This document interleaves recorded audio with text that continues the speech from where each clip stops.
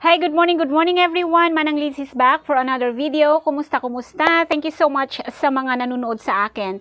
And if this is your first time to visit my channel, please consider subscribing and watch all my videos, okay?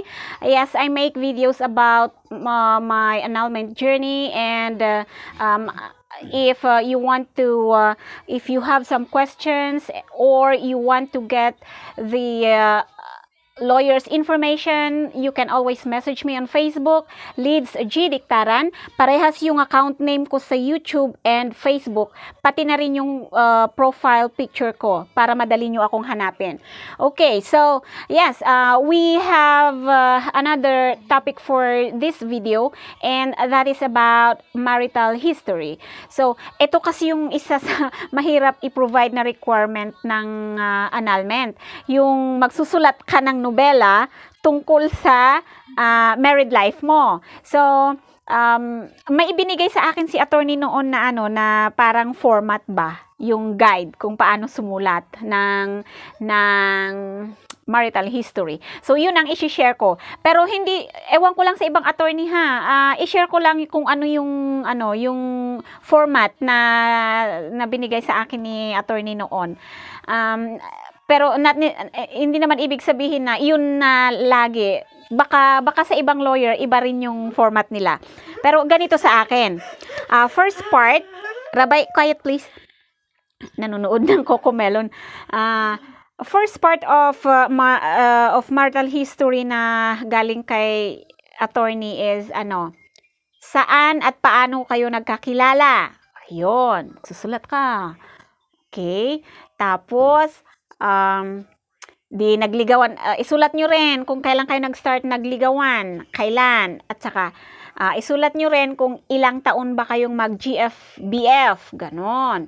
Tapos, syempre, lahat, kapag BF-GF pa lang, ay, puro positive muna yung susulat, ganon. Tapos, eto na, edi ikinasal ka na, yun na. Kapag kasal ka na, 'di ba, doon natin pagkasal na tayo, doon na natin nakikita lahat ng problema, lahat ng stress na hindi natin nakita noong mag-GF-BF pa lang tayo. 'Yon. Aminin na natin 'yan. So, yung married life nyo, guys, doon kayo mag-focus na magsulat. Kasi isusulat nyo lahat doon yung ayaw ninyo. Yung ayaw ninyo sa partner nyo, kung kayo yung nag-file. Kasi, kadalasan kasi yung nagpa-file, siya yung gumagawa ng marital history. So, in my case, dahil hindi naman ako ang nag-file, hindi ko tinuloy yung marital history ko. So, ang nagtuloy nun na gumawa, si ex. Yun. So, ganon. I-focus nyo lahat doon, sabihin nyo lahat doon, yung mga ayaw nyo, yung mga problema. Ano bang naging problema? Bakit gusto nyo mag-annulment? Ganon. Kasi yan ang titignan ng court. Yan ang babasahin ng court. Kaya ayusin nyo yung pagsusulat ng marital history dahil it plays big.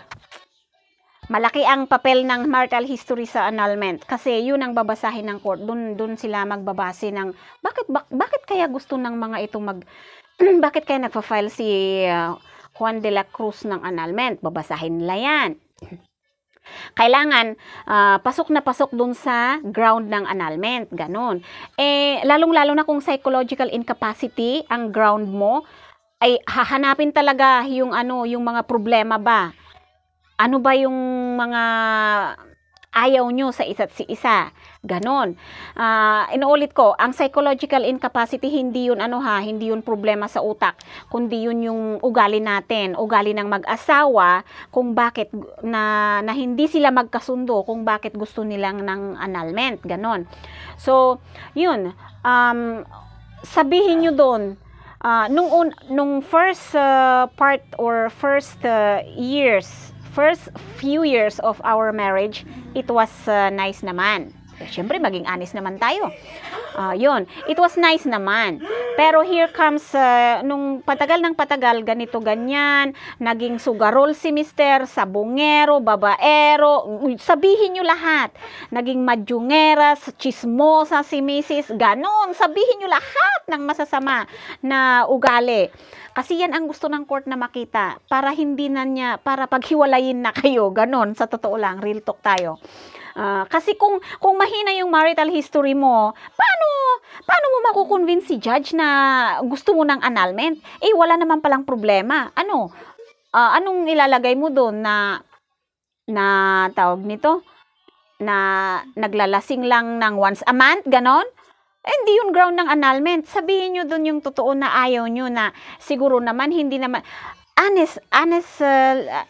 honestly speaking, hindi naman natin hihiwalayin yung mga asawa natin kung isang buwan lang mag-inom, di ba? Syempre, sigurado seryosong problema yung dahilan ninyo. Yun, sabihin nyo yun. Kasi ako noon, ang isusulat ko sana is, syempre, naging babaero si mister, sabungero. Hindi siya, basta irresponsable. Hindi siya nagbibigay ng tamang sustento sa mga bata. Kawawa akong naghahanap ng pera, ganun. I work as, tawag nito, working mama ko. Tapos, pagdating sa bahay, ako pa rin. Di ba? Basta sabihin nyo lahat.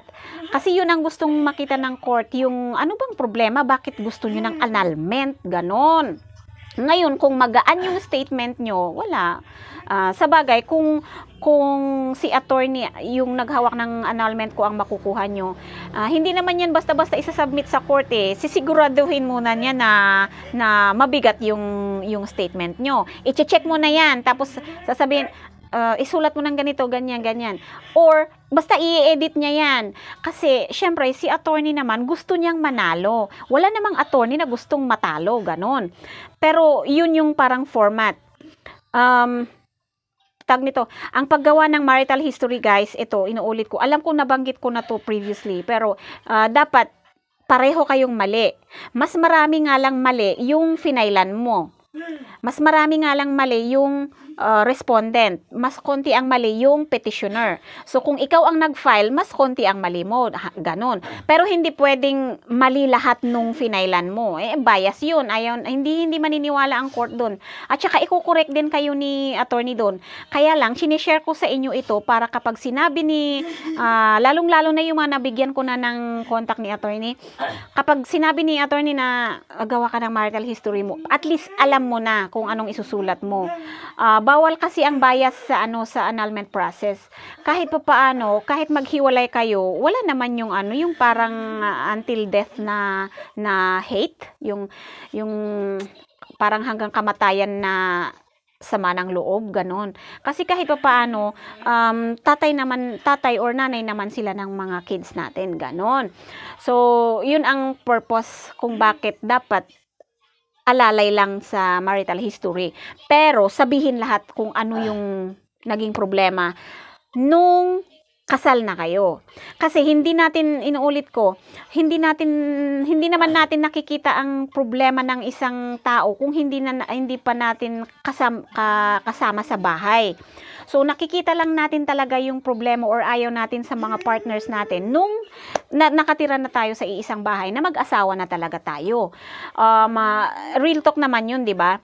So, naiintindihan naman ng court yun.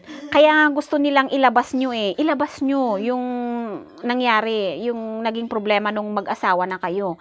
Kasi yun naman ang gustong makita ng court. Okay, so ano pa ba?